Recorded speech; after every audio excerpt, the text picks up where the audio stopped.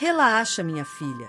Você não precisava disso tudo, disse o meu pai, com voz calma e tranquila através do viva voz do meu celular, como se não tivesse acabado de admitir ter roubado toda a minha conta universitária.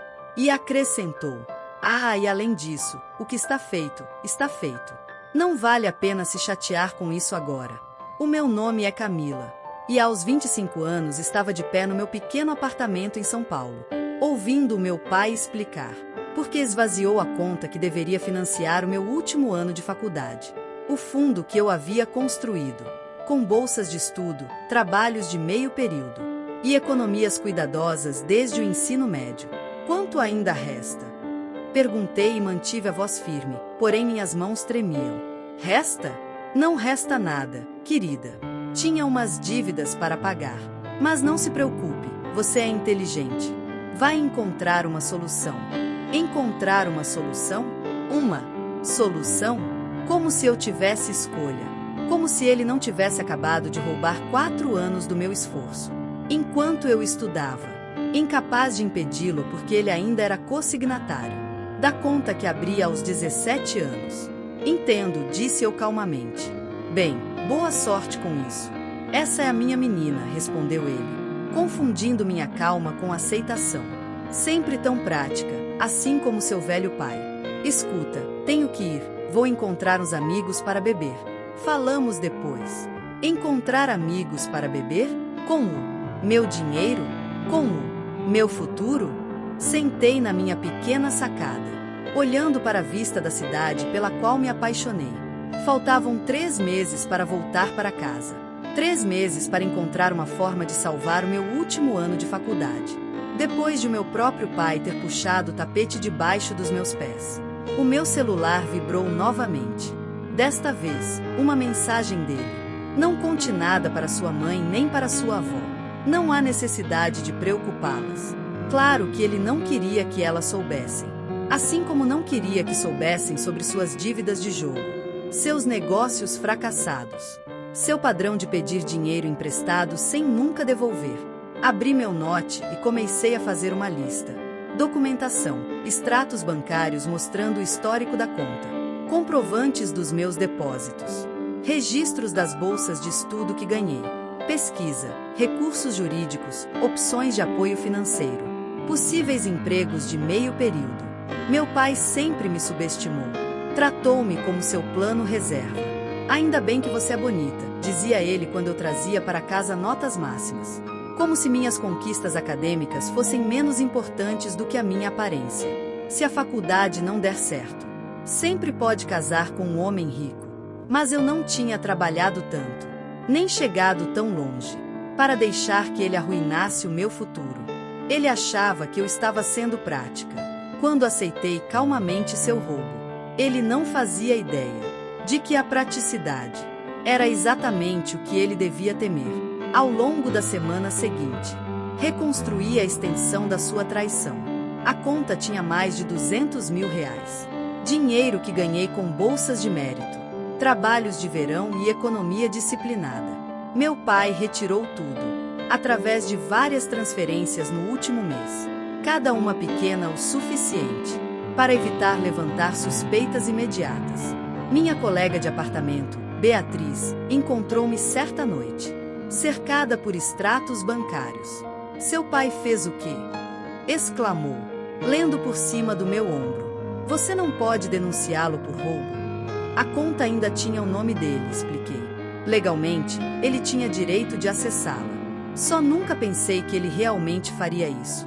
Eu deveria saber, deveria ter me lembrado de como ele pegava o meu dinheiro de aniversário quando eu era criança, prometendo sempre devolver, mas nunca cumprindo.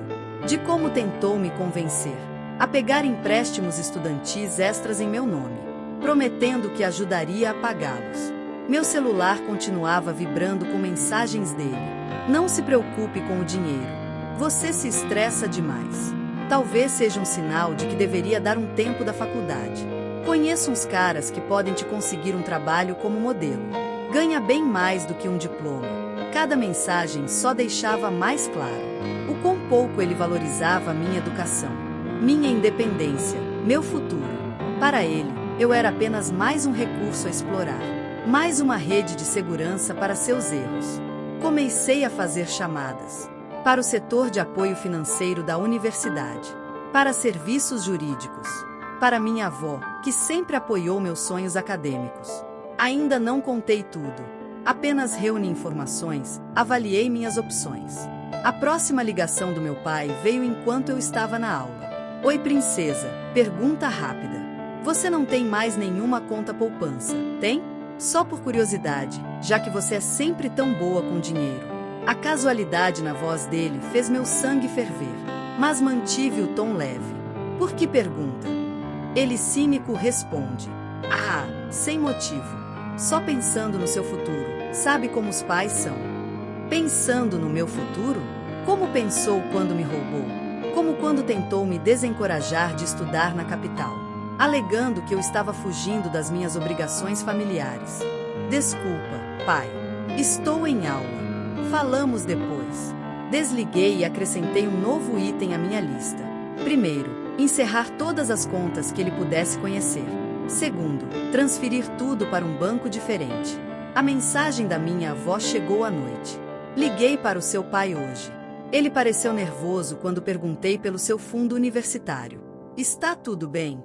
Sorri, imaginando o desconforto dele. Ele sempre teve medo da minha avó, a única pessoa que realmente o responsabilizava pelos seus atos.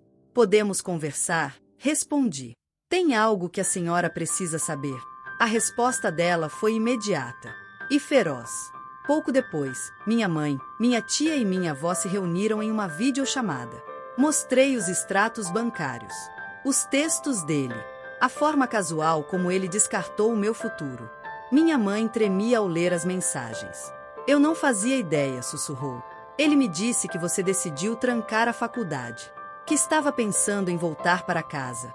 Claro que sim. Meu pai sempre distorceu a realidade a seu favor. Sempre reinterpretou os meus sucessos para torná-los sobre ele. Tenho provas de tudo, disse a elas. Cada transação, cada mensagem, cada ligação. Não vou deixar isso passar impune. Minha tia Sara, advogada, sorriu. O caso é complicado, mas podemos pressioná-lo. Ele alguma vez prometeu te reembolsar? Abri as mensagens no celular. Havia provas. Mensagens casuais em que ele dizia que um dia devolveria. Perfeito, disse a minha tia. Não é legalmente vinculativo, mas dá-nos algo com que trabalhar. E agora? Perguntou a minha mãe. Agora, declarou a minha avó, fazemos o Antônio Carlos perceber exatamente o que fez. E a quem fez? Minha avó, com muita raiva e decepção, bate na mesa e diz com firmeza. Chegou a vez dele sentir medo. Pegou o telefone e ligou para ele. Antônio Carlos, você vai se arrepender do dia em que você nasceu. Mãe, por favor, ele tentou abaixar a voz. Isso é um assunto de família. Exatamente. E você traiu sua família.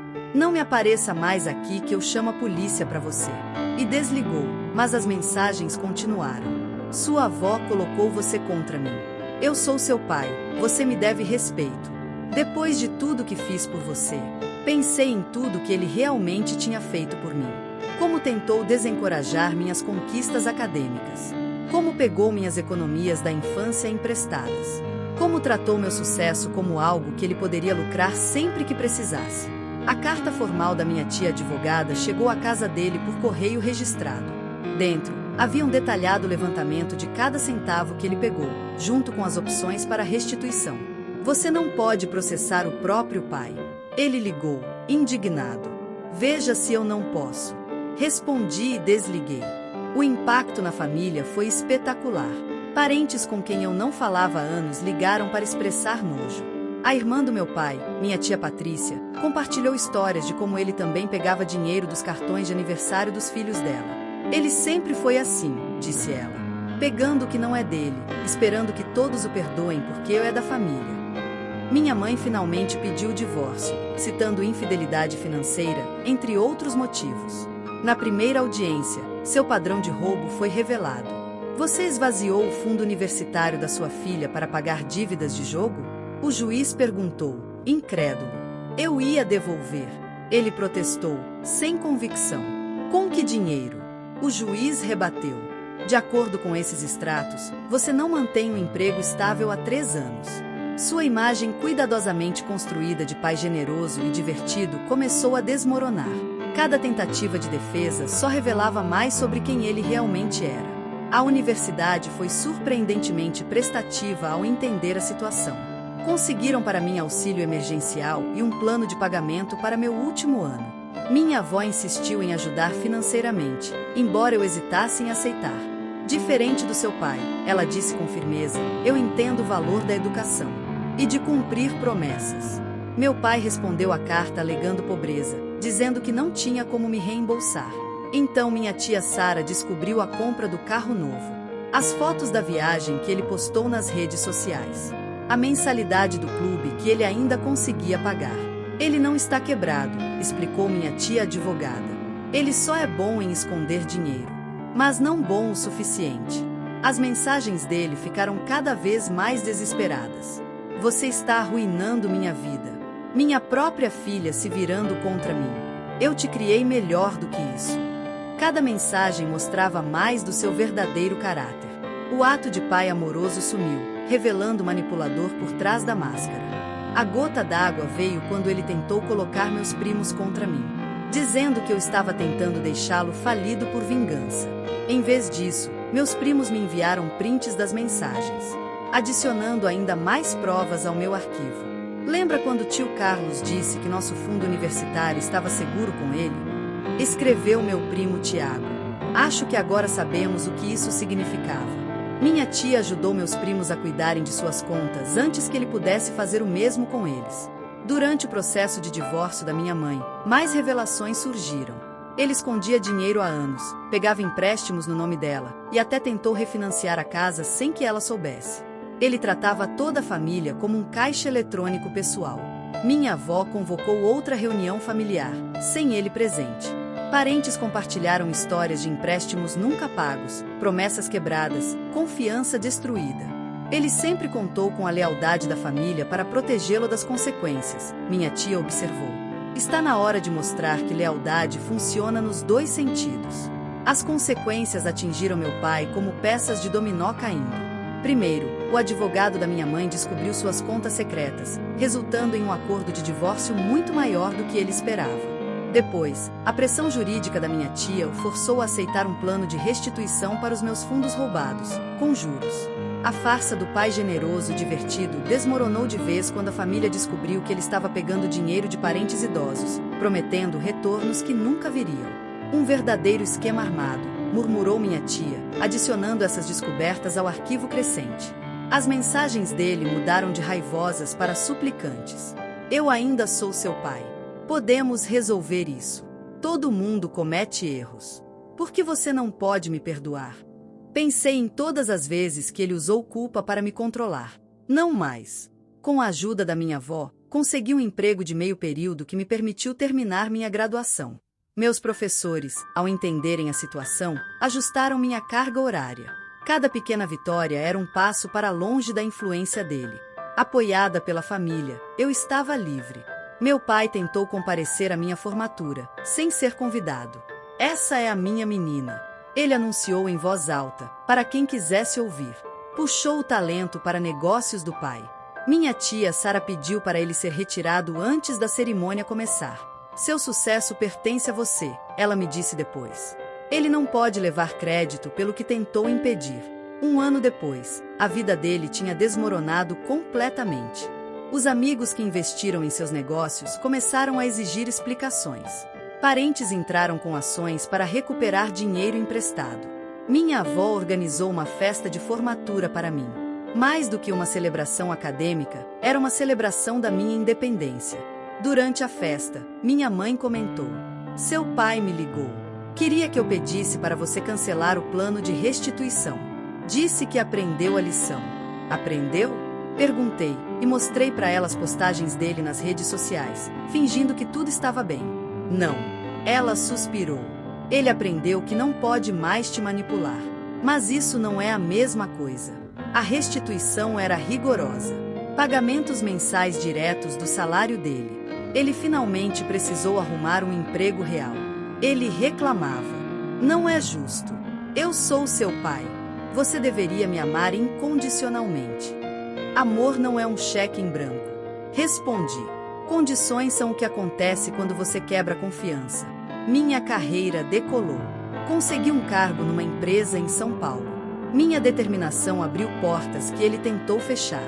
Cada conquista me libertava mais dele. Após alguns anos, a última parcela da restituição chegou numa terça-feira. Junto, um bilhete. Agora podemos ser uma família de novo? Guardei o comprovante junto com os extratos bancários, prints das mensagens e todas as provas. Não porque eu ainda precisasse delas, mas para lembrar o quanto eu havia superado. Minha mãe, agora feliz e casada novamente, resumiu bem. Ele achou que, ao roubar seu dinheiro, manteria você dependente dele. Mas, na verdade, isso te libertou.